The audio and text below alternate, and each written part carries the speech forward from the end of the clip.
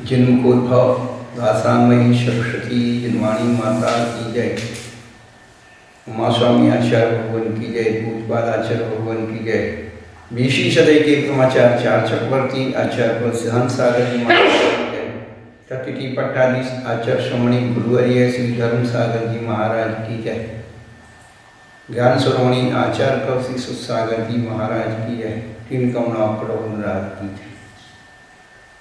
धर्मानुरागी दिव्यात्माओं, पिछले दिनों से हम लोग तत्वार्थ सूत्र की व्याख्या सुन रहे हैं और तत्वार्थ सूत्र में जो महत्वपूर्ण है वह है कर्मों का आश्रय। कर्म कैसे हम कमाते हैं। संसार में हम पैसे कमाने के बहुत सारे उपयोग करते हैं, प्रयोग करते हैं, ढंग ढूंढते हैं।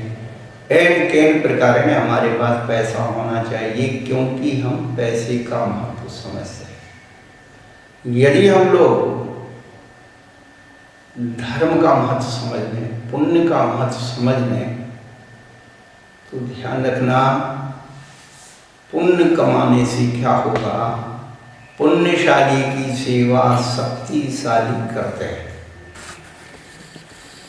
जब पुण्य पल्ले में होता है तो ध्यान रखना तिनका भी आदमी को सहारा बन जाता है, और जब पुण्य पल्ले में नहीं होती है तो वही तिनका लेकर के आदमी को डुबा देता है। मूल विषय कर्म की आश्रय का है और कोई हमें देता नहीं है। हम स्वयं अपने मन वचन काय के प्रयोग के द्वारा उन कर्मों का उपार्जन करते हैं। छठवां अध्याय इतना महत्वपूर्ण अध्याय है कि हर बच्चों को, हर महिला को, हर व्यक्ति को वर्ग वर्ण जाति भेद से रहित होकर के बड़े मनोयोग पूर्वक उसका अध्ययन करना चाहिए। तो हमें लगेगा कि हमने कुछ अपने जीवन में परिवर्तन आया। इस अध्याय से हमारे जीवन में पहला अध्याय प्रकट हो जाएगा, दूसरा अध्याय प्रकट हो जाएगा। इतना महत्वपूर्ण अध्याय। तो जो अपने पास है, जिसकी हम फीलिंग कर सकते हैं, शरीर वचन और मन, इसके द्वारा जो क्रिया होती है उस क्रिया के संबंध से क्या होता है, अब हमारा मन वचन काय वही रूप से परिवर्तन होता है। शुभ से होता है तो पुण्य का आश्रय होता है और शुभ में जाता तो पाप का आश्रय। हम बार बार पुण्य की परिभाषा को इसलिए दोहराते रहते हैं कि आपको याद हो जाए। पूजपाद आचार्य भगवान ने लिख दिया, पुनाति आत्मानम पूजति अनेन वायति पुण्यम। जो हमारी आत्मा को पवित्र करता है या जिससे हमारी आत्मा पवित्र होती है उसका नाम पुण्य है। सीधी बात है। साबुन किसका नाम है? पाउडर किसका नाम है? जो कपड़े को साफ करता है, जिससे कपड़ा साफ होता है, वो पाउडर है, वो साबुन है। अब वो साबुन जो है कब तक लगी रहेगी कपड़े में? तो जब तक मैल नहीं छूट जाएगा। फिर क्या उस साबुन को उसमें रखते हैं क्या? अरे फिर उसमें साफ पानी डाल करके उसको भी निकाल देते हैं। ऐसे ही अभी पाप के कचरे से बचने के लिए पुण्य की साबुन जरूरी है। पाप का मैल छुटाने के लिए पुण्य की साबुन जरूरी है। फिर आप भी व्यवहारिक जीवन में देखते हैं कि जब तक आपको ये शंका रहती है इसमें मैल है, आप साबुन रगड़ते रहते हैं, और जैसे ये हो जाता है कि अब मैल निकल गया, अब नहीं है, तो फिर आप साबुन रगड़ना बंद कर देते हैं। साफ पानी, निर्मल पानी उस पर डालते हैं। साबुन को निकालने के लिए इतना ज़्यादा प्रयास नहीं किया जाता है, प्रयास किया जाता है उस मैल को निकालने। साबुन को निकालने के लिए फिर आप तो साफ पानी में अपने वस्त्र को 2-4 बार ऐसे ऐसे ऊपर नीचे किया और वो निकल गया। ऐसे निर्मल ध्यान के द्वारा, कहते हैं ना, जिन्हें पुण्य पाप नहीं कीना तुम अनुभव दीना, वो निर्मल ध्यान की स्थिति, शुक्ल ध्यान की स्थिति में वो पुण्य की साबुन भी धुल जाती है और व्यक्ति जीवात्मा पुण्य पाप से परे होकर के परमात्मा बन जाता है। बिल्कुल सीधे सीधे गणित जीवन के हैं, इनको कहीं किसी से पूछना नहीं। लेकिन हम लोग अपना सारा मन वचन काय का उपयोग जो है निरंतर अशुभ में कर रहे। 4 संज्ञाओं में रात दिन जीव लगा हुआ है, उसी के पीछे 4 संज्ञाओं का आहार, निद्रा, भय, मैथुन, परिग्रह जो भी हैं, इनकी सामग्री इकट्ठी करने में चिंता में लगा हुआ है। ये इकट्ठा करो, वो इकट्ठा करो, ये बांट लो, ये खा लो, ये सुबह से शाम तक यही चल चल।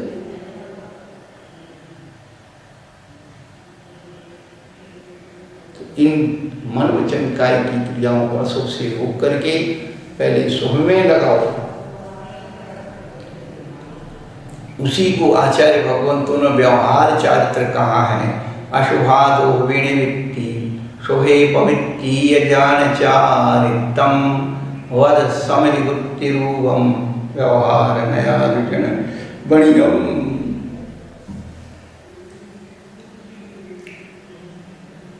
वो है हमारा पुण्य और पाप भी किस पर आधारित है। सा कषाया कषायो सांप्रायिक, सा कषायासो को सांप्रायिक कहते, आ कषाय को वीर्यावत कहते। उस सा कषाय वही तो है कास्टिक सोडा वाला पाउडर। यदि भी उसमें जो है वो अंश है मैल काटने का, लेकिन वो वही जो है उसके जो प्रकार हैं, उसमें जो कास्टिक डला हुआ है, पेवर कास्टिक आप किसी के ऊपर डाल देंगे मर जाएगा, जल जाएगा, तेज आग की तरह उसका सारा शरीर खराब हो जाएगा। लेकिन उसमें जो उसकी तीव्रता एक अनुपात बना करके धीरे धीरे इसको रहती कास्टिक है, लेकिन उसमें अनुपात की वो आपका शरीर झेल सके। उसी प्रकार से कसाय को अग्नि कहा, अनंतानुबंधी प्रत्याख्यान प्रत्याख्यान संजलन। इन कसायों का जो प्रभाव है, तो अप्रत्याख्यान से भी कल्याण अपना नहीं होता, दूसरे का नहीं होता। अहित नहीं होता लेकिन हित भी नहीं होती।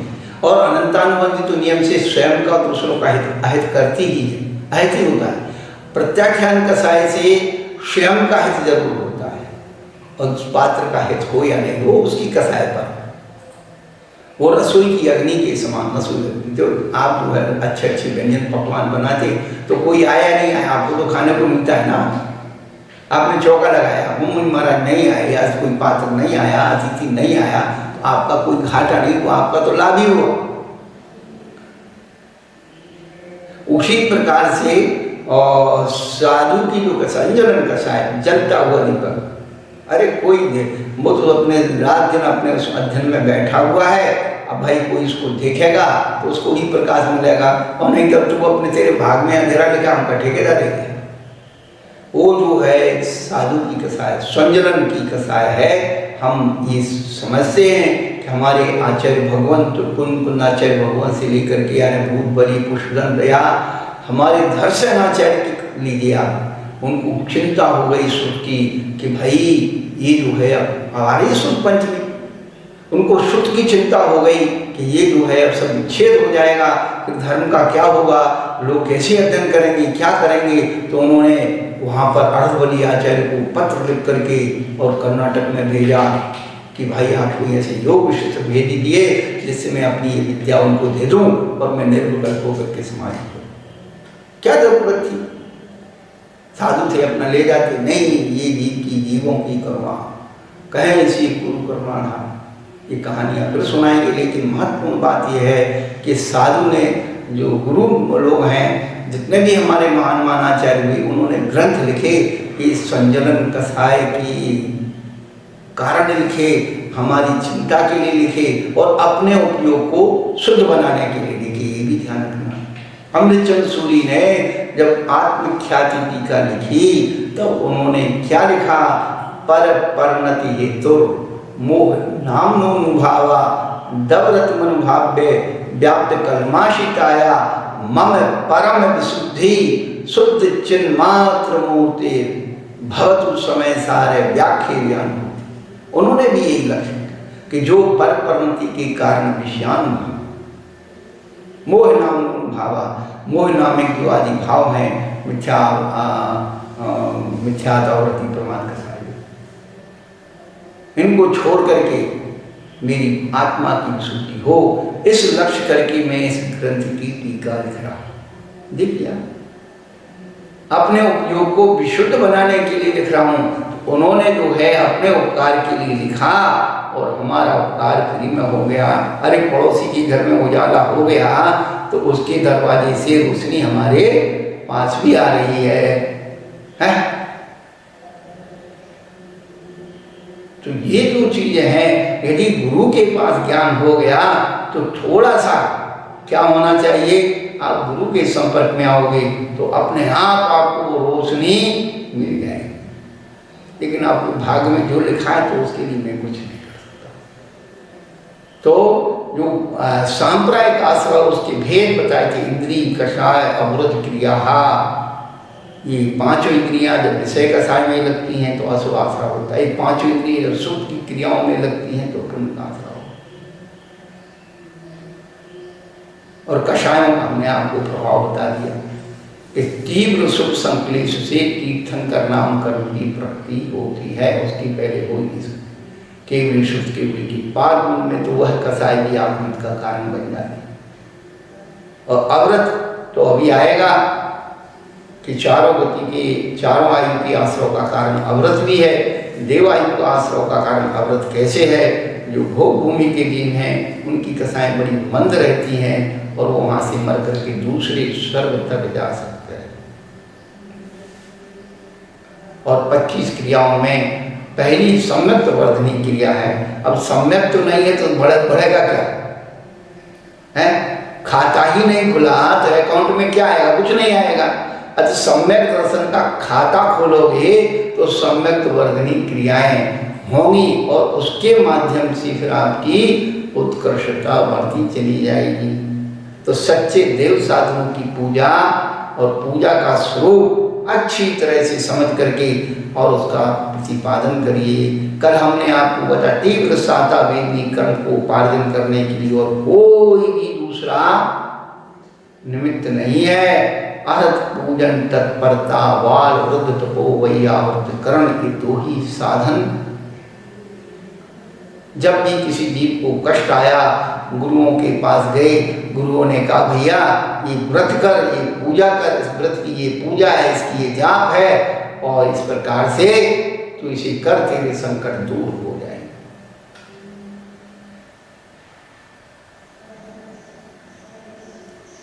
तो इस प्रकार से कर्म के सांप्रदायिक कर्म के आश्रय होते हैं, लेकिन उसमें तीव्र भाव, मंद भाव, ज्ञात भाव, अज्ञात भाव, अधिकरण और शक्ति विशेष से उसमें अंतर आ जाता है। जैसे बच्चों की उम्र के हिसाब से और डोज में अंतर आ जाता है। दवाई उसी का नाम है, लेकिन छोटे बच्चे को कितनी अनुपात में देना है, बीच वाले को कितना देना है, बड़े वाले को कितना देना है, तो जिसको और ज़्यादा है वो बीमारी उसको कितनी, वो डॉक्टर उसको परामर्श अनुसार। तो गुरु क्या है? वो वैद्य है, आपके रोगों को चिकित्सा करने के। तो जो आप ज़्यादा दुखी होते तो ज़्यादा डॉक्टर वाला बता देते हैं और भैया ठीक है तो काम चल रहा है। तो दवाई दो प्रकार की होती है। अरे आप स्वस्थ हैं तो अभी बीमारी निकल गई तो भी क्या करते हैं, ताकत की दवाई चाहिए है। अभी भी आदमी बहुत स्वस्थ हैं लेकिन कहते हैं बीमार तो नहीं है लेकिन उनकी कमजोरी रहती है। आप हमें कोई बीमारी नहीं लेकिन कमजोरी रहे तो वो ताकत वाली दवाई। यदि कर्म का उदय नहीं है तो कोई बात नहीं, अभी परसों शांतिनाथ भगवान का निर्वाण कल्याणकार है। आप अपने घर में शांति विधान करिए, हर व्यक्ति अपने घर में शांति विधान पढ़िए, सूखी सामग्री, धोखे सामग्री, मंत्र पढ़ते हुए सब गाजी बाजे के साथ शांति विधान पढ़िए। शाखा विधि कर्म उसमें सारा विधान दिया है कि उस लाज सेठ ने जो है ऐसा हो गया था तो वो किया तो उसकी सारी कर्मों की शांति। देखिए आप सारे उपाय अपने पास हैं लेकिन हम करना नहीं चाहते, हम लोग क्या करें? करिए, बड़े अहोभाव से करिए। शीघ्र शाखा विधि कर्म को लाना है तो हम आपको तो तीव्र मंद ज्ञाता का अधिकरण भाव, वो तो अधिकरण दो प्रकार का, जीव अधिकरण, अजीव अधिकरण। जीव अधिकरण में आप अपने सब जानते हैं, संभ्रम समारंभ आरंभ मन बर्तन कीने प्रारंभ कृतकारत मोदन करके क्रोधादि चतुष्टय करके 108 प्रकार से जीव अधिकरण होता है। और अजीव अधिकरण निर्वर्तना निक्षेप संयोग निसर्ग द्विचतुर्वित्री परम, ये हम पिछले दिनों से इसके बारे में बहुत बता रहे हैं कि ये आपके लिए अजीब बहुत महत्वपूर्ण है। आप ये मत समझिए कि अजीब में ताकत नहीं है, अजीब की ताकत से ही तो ये सारा दुनिया चल रही है, अजीब के चमत्कार से ही आप सब वो कर रहे हैं। तो अजीब के व्यवहार में भी हमें किस प्रकार से सुरक्षित रहना है। अभी कोरोना है जो वायरस है, अजीब है, हाँ ये ध्यान रखना, ये वो नहीं है, बैक्टीरिया नहीं है, ये वायरस है। वायरस अजीब उद्गत होता है और आपको ये बता दें कितना खतरनाक हो गया।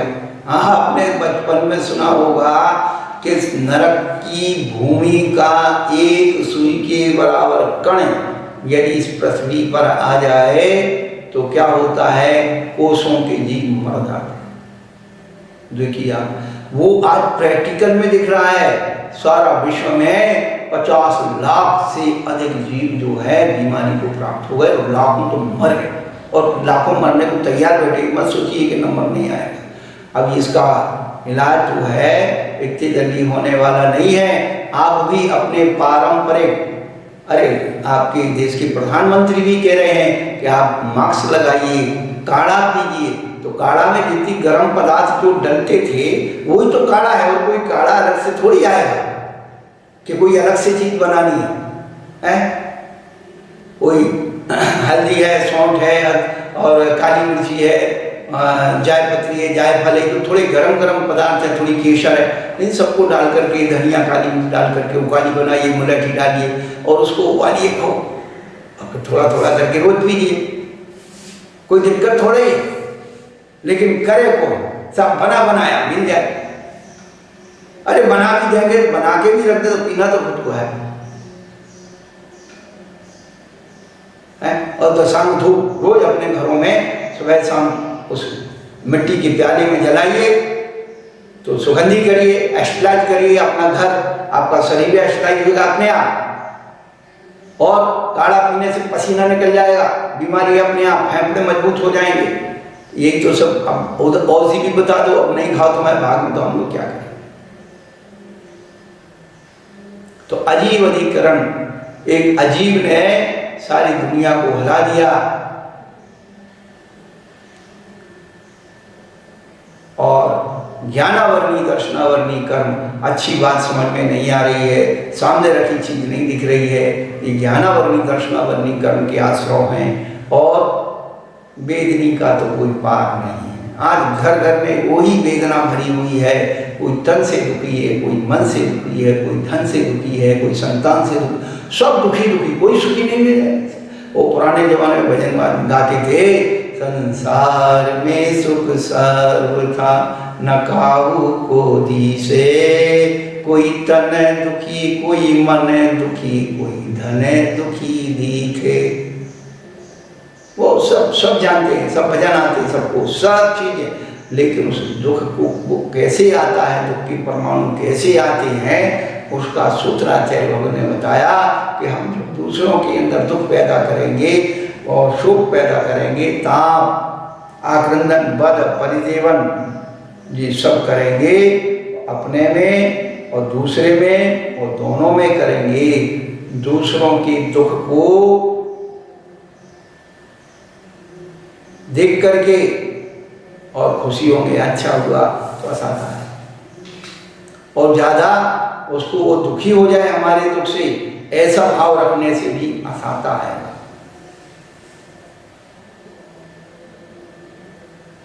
और शाता लाना है तो भूत वृत्त अनुकंपा दान, सराग संयमानि योग, शांति सौख विधि षड्विद्य स। इस शाता कर्म का आश्रय, इतना बढ़िया सूत्र पूज्यपाद ने लिखा है कि आप पुण्य कैसे कमा सकते हैं। तो अनुकंपा का मतलब है पर की पीड़ा को अपनी पीड़ा समझना, पर के दुख को सामने रख करके कि काश देखो आज वो प्यासा है, कल को मेरी जैसी प्यास लगेगी, तो मुझे भी एक बार प्यास लगी थी तो मैंने उसका उपचार क्या किया था। तो वो जैसी प्रकार से हमने अपने जीवन में दुख को भोग करके ऊपर उठाए, वो दुख अपने सामने नहीं है, लेकिन उस दुख का उपचार दूसरों को बताना, कब उसकी व्यवस्था करना, यही तो कर्मा भाव है। सब दिन रहत न एक समान। ये मत सोचो कि आज हमारे पास दुख नहीं है। अरे भैया, इस जंगल में आग लगी हुई है, जंगल में आग, और एक आदमी पेड़ पर चढ़ा हुआ चारों तरफ देख रहा है, पशु पक्षी मर रहे हैं, जल रहे हैं, वो खुश हो रहा है कि मैं बड़ा सुरक्षित। अरे भैया, चारों तरफ वो आग तेरे पास भी जाए, तू भी जले उसी तरह जले। कहने का अभिप्राय है ये जो है, कल हमने एक बात जो बताई थी, शांति और शौच की बात बताई थी। शौच यानी निर्लोभता। तो दान और पूजा में कभी भी लोभ नहीं करना। जितना उदारता से आप करोगे नहीं, आप ये दान और पूजा स्विच बैंक है, ये ध्यान रखना। ये आपका डाला हुआ कमाया हुआ पुण्य का खाता है, आपको ही मिलने वाला है। और जितने ज़्यादा से ज़्यादा डाल दोगे उतना चले। देखिए आप, किसान जो है खेती में बीज को बोता है, वो क्या है, खेती मिट्टी है, कोई वो तो है नहीं, और मिट्टी में बोने के बाद जो है वो मिट्टी में मिल जाता है। अब किसान चाहे कि हम निकाल लें तो कोई मुश्किल है, लेकिन वही जो बीज है, जब दृढ़ क्षेत्रकाल भाव का प्रमण होता है तो उसमें कितने अच्छे अच्छे फल आ जाते हैं। ऐसे ही ये पुण्य के बीज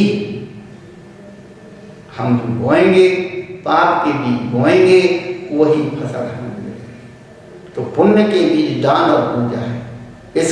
इसके पुण्य कमाने का दो ही साधन आपके पास है, दान और। तो आज जो कुछ आपके पास है उसमें से आप दान और पूजा के द्वारा अपनी भी आत्मा की विशुद्धि करिए और जो है धर्म की प्रभावना करिए। दान पूजा ही से धर्म की प्रभावना हो।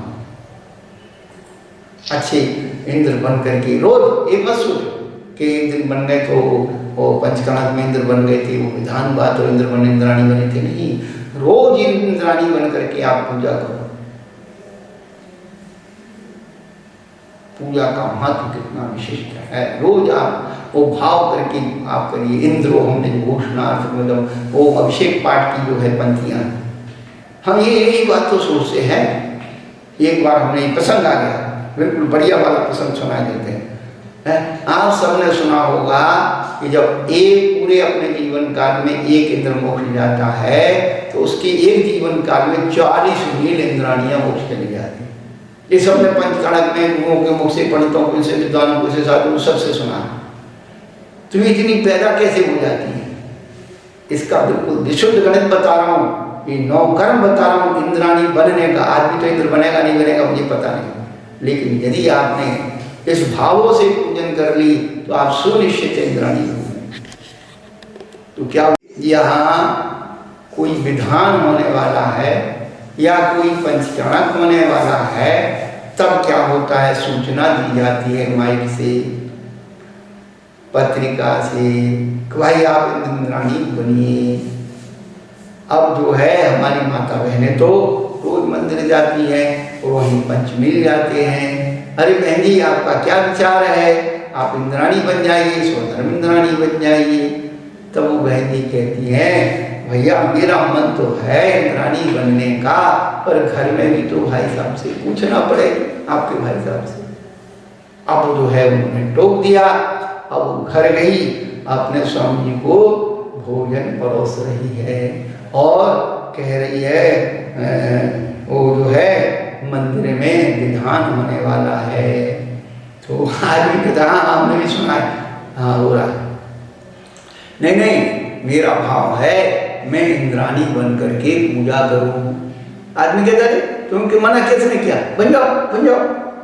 नहीं, मेरा भाव ये है आप साथ में इंद्र बन जाइए तो अच्छा रहेगा। सो ये आदमी भड़क जाता है, अरे तुम चली जाओ मोक्ष, तुम को जल्दी पड़ी है, ज़्यादा तू ही कमा लेते, मंदिर में रहे फलाना रहे, तो आदमी सुनाना शुरू कर देता। बिल्कुल ये पैटर्न सब बता रहा हूँ आदमी को। अब महिला बेचारी मन मार करके वो तो सोचती है कि आदमी के साथ में अच्छी पूजन करूँ इंद्राणी बन करके, लेकिन आदमी तो अपेक्षा करे मेरे तो इतने काम है, ये है, मेरे फुर्सत नहीं, फलाना नहीं, ढुका नहीं, आराम साराम में लगा। लेकिन उस महिला की तो गहरी भावना है, वो नौकर उसको इंद्राणी बना देता है। ये पूर्व प्रयोग, जैन दर्शन का एक शब्द है पूर्व प्रयोग। मोक्ष क्यों जाते हैं आदमी? पूर्व प्रयोग। पूर्व प्रयोग में आविर्कुलाल चक्रवर्त क्या दिया? कुंभकार जो है चक्र को घुमाता है, इस चक्र को घुमाने की क्रिया को भावना कहते हैं। ऐसे ही ये जीव जिस प्रकार की वो भावना करता है उस प्रकार की नौकर्मी उसमें उस कर्म की वर्गनाएं उसको मिल जाती। तो ये महिलाएं इसलिए ज़्यादा इंद्राणियां बन जाती और आदमी बेचारा कोई एक आध महिला के दबाव में आ गया या उसकी पूर्व संस्कार या पुण्य का उदय तो उसे इंद्र बनने का मौका मिल जाता है। शिव जो है अभी देखिए आप, दूसरी बात आपको बता रहे हैं, भले आप यहाँ पर 5 दिन 10 दिन के लिए इंद्राणी बनो, हमारा उसका विरोध नहीं है, लेकिन जब भी कोई चर्चा चलती है तो आप अपने इंद्राणी बनने की भाव कहते हो कि हम उस समय इंद्राणी बने थे, हम इंद्र बने थे, और अरे भैया ये सौधर्म इंद्र आ गए, ये सौधर्म इंद्राणी आ गई, लोग उसको नाम ही रख देते हैं। तो वो जो जितनी बार वो जीवात्मा उसको याद करता है कि मैं सौधर्म इंद्र बना, इंद्राणी बना, वो जीव के वो जो है उसमें मल्टीप्लाई होता चला जाता है, वो भावना मल्टीप्लाई। ये कितना सरल तरीका है, बोलिए आप, भगवान बनने का सरल तरीका, इससे ज़्यादा संसार में हो ही नहीं सकता।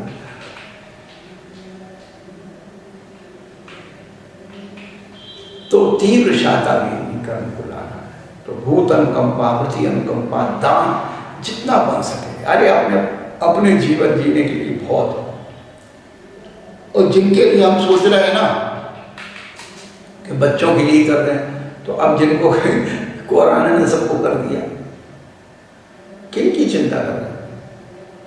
बहुत मुश्किल है। यहां पर जो चीज आपको बताई जा रही है, साता वेदनी कर्म को लाने के प्रयोग बताए जा रहे हैं, कैसे आपको लाना है। साता वेदनी कर्म के बाद मोहिनी कर्म आता है। ये मोहिनी कर्म बहुत, इसके बारे में अपन को समझना बहुत जरूरी है।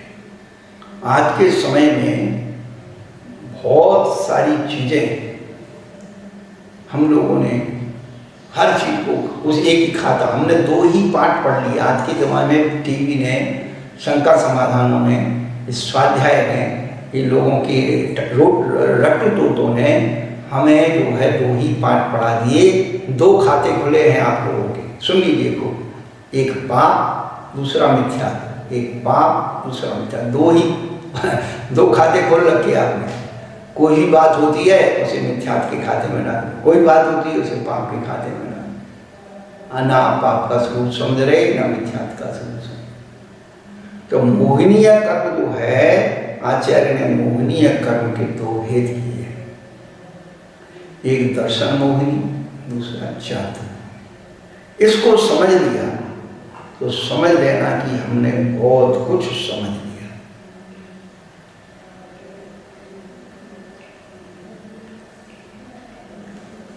दर्शन मोहिनी का दूसरा नाम मिथ्यात्व, पहली बात।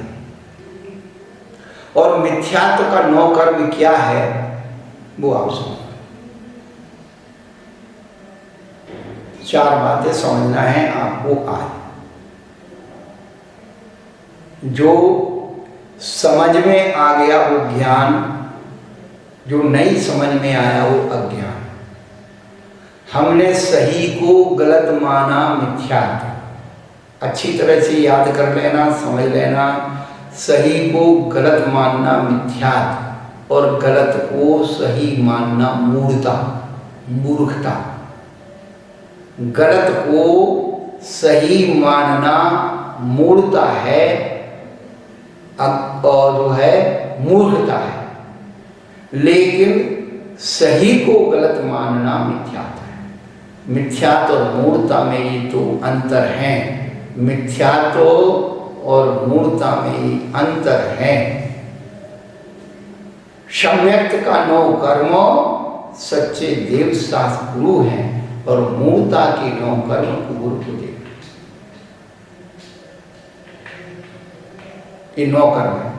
अब हम आपको वहां ले चलना चाहते हैं कि हम लोग दर्शन मोहिनी को कैसे उपार्जन कर रहे हैं, कैसे हम सच्चे को झूठ मान रहे, सच्चे को मिथ्यात मान रहे, सच्चा का दोषारोपण। तो जो समझ में आ गया वो ज्ञान, नहीं समझ में आया अज्ञान। सही को गलत कहना, सही को गलत मानना मिथ्या, और गलत को सही मानना मूर्खता। मूर्खता, ये 4 शब्द आप 2-3 बार दोहरा लीजिए, लिख लीजिए, फिर उस पर चिंतन कीजिए। अब दर्शन मोहिनी का यानी मिथ्यात्व का कर्म क्या है, तो उन्होंने 13वें नंबर सूत्र में बताया है, केवली श्रुत संग धर्म देवावर्णवादो दर्शन मोहश्च। केवली का स्वरूप, श्रुत का स्वरूप, संग का स्वरूप, धर्म का स्वरूप और देवों का स्वरूप क्या है, इसी विशिष्ट रूप से अपने जीवन में समझ लो। और इनके खिलाफ यदि हम जाते हैं, इनमें दोषारोपण करते हैं, तो वही दर्शन मोहिनी यानी मिथ्यात्व। आप एक बात ध्यान रखना। तो अवर्णवाद शब्द है, अवर्णवाद कि गुण वाले पुरुषों में जो दोष नहीं है, जो दोष मुक्त हो गए हैं, उनमें भी दोषों का आरोपण करना, ये उद्भावन करना अवर्णवाद है। निर्दोष में दोष की स्थापना करना, इसका नाम अवर्णवाद। सीधा सा गणित। केवलियों का अवर्णवाद क्या है? केवली का स्वरूप है परम औदार्य शरीर वाले हैं, सर्वगवीतराग तो उपदेशी हैं, वो हमारी तरह भोजन नहीं करते हैं। उनको उनकी अवस्था जो है किस प्रकार से होती है पुरुष रूप से ही वह केवलत्व को प्राप्त करते हैं। स्त्री जाति का शरीर केवली भगवान नहीं बन सकता। तो ये चीजें जो है, यदि अपन क्या मानते हैं कि भगवान भी हमारी तरह भोजन करते हैं, स्त्रियां भी भगवान बन सकती हैं, केवल ज्ञानी हो सकती हैं, ये उनकी स्वरूप। अब ये केवली का स्वरूप वहां बताया। आज वर्तमान में अपने साक्षात केवली नहीं है, लेकिन केवली की प्रतिमा है। अब देखिए आप, केवली जो साक्षात समोसरण में रहते हैं और समोसरण की जो व्यवस्था है, वही तो हमारे जिनालय की व्यवस्था है। तो उस प्रतिमा के परिकर को हटा देना उस केवली का वर्णवाद है।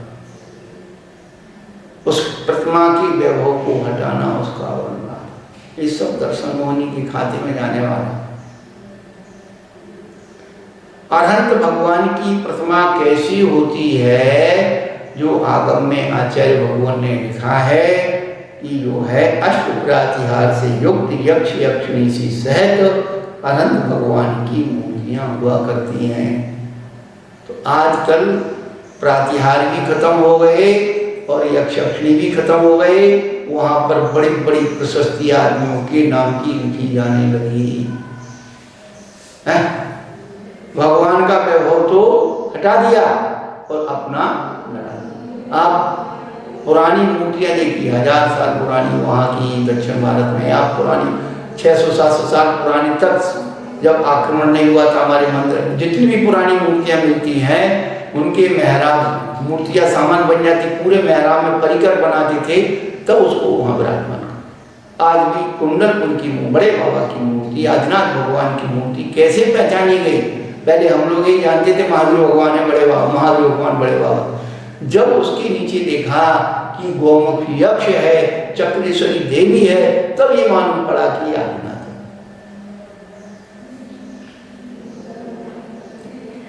आप लोग जो है कहते अरे साहब ऐसे ये सब नहीं होना चाहिए, बाहुबली भगवान की मूर्ति है, उसमें वो बिल चढ़ी हुई है, इसलिए वो बंदनी नहीं है कि उसमें परिग्रह है। पार्श्वनाथ भगवान की मूर्ति पर फण है, फण वाली मूर्ति नहीं होना चाहिए। तो अपनी तरफ लोग लगा करके धर्म को स्वाहा कर रखे। जितनी भी प्राचीन मूर्तियां मिलेंगी आपसे, प्राचीन से प्राचीन 1000 2000 वर्ष पुरानी प्राचीन मूर्तियां मिल रही, सब में फण मिल रहे। तो हमारे वो आचार्य जो उन्होंने प्रतिष्ठा की वो सब बेकार थे, हम तो उनका अपमान अनादर करें। तो केवलियों का अनादर, अनंत भगवान का अनादर, हमें क्या अधिकार दिया उनका परिकरण। हाँ, ये बात और समझ कि वो ये फण वाली मूर्ति लोग जो है कहते नहीं आप फण से अभिषेक मत करो, ये मत करो, ये दोष है वो दोष, ये सब समझ में आ जाता, तुरंत आ जाता है। हम ये कहना चाहते हैं कि आपने सामान्य मूर्ति पर जो भी महादेव भगवान की है या अमरनाथ भगवान की, वासुदेव की, जो भी भगवान की मूर्ति है, हम एक बात पूछना चाहते हैं कि आपने जो बिना फण वाली मूर्ति है वो भी है, उसका अभिषेक किया, अभिषेक कहाँ निकलेगा? पैर के पास से नीचे आएगा, और पैर के पद्मासन में क्या बना हुआ है? वहाँ भी सर्प का चिन्ह बना हुआ है, और जो भी लांछन है उसको स्पर्श करके ही तो वो गंधोदक आ रहा है, वो भी तो नहा के आ रहा है भाई, फिर वो अशुद्ध कैसे? अशुद्ध हो गया ना। आप कहते नहीं साहब वो उनको उनके साथ नहीं होना चाहिए, वो उनका गंधोदक हो जाता है, उसमें मिल जाता है।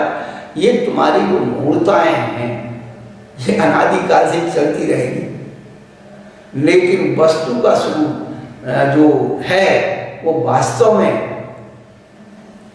वो तो वही रहेगा। तो हम केवलियों का वर्णवाद जो कर रहे हैं, अनंत प्रतिमाओं का वर्णवाद कर रहे हैं, उनका परिकर पूरा हटा दिया, अब कोई पुराने परिकर की मूर्ति बनती नहीं। फिर भी कुछ लोगों ने प्रयास किया है कि नहीं हमें पुराना परिकर से ही मूर्तियां बनाना। तो केवली का वर्णवाद, शुद्ध का वर्णवाद, संघ का वर्णवाद, धर्म का वर्णवाद, ये और देवों का वर्णवाद, चार निकाय के देवों का वर्णवाद, ये सब हमारे दर्शन मुनि यानी मिथ्यात्व के खाते में है। हम आपको अंतिम बात एक बताना चाहते हैं कि एक बार सुन लेना, एक बार ये जीव को गुरु उपदेव शास्त्र की आराधना कर भी लेता है तो 12वें स्वर्ग तक जा सकता है, लेकिन सच्चे देव सद्गुरु की आराधना करने वाले को 70 कोड़ा कोड़ी सागर की सजा मिलती है। ये लिख करके रख लो, एक साधारण कागज है उसको आप जला दो, कोई सजा नहीं है, लेकिन उस कागज में गवर्नर के हस्ताक्षर हैं और राष्ट्र की मोहर लगी हुई है। मैं धारक को 2000 रुपये अदा करने का वचन देता हूँ, तो यदि वो जला दिया तो आपको 70 कोड़ा कोड़ी हो गया, कल्याण मार्ग भगवान।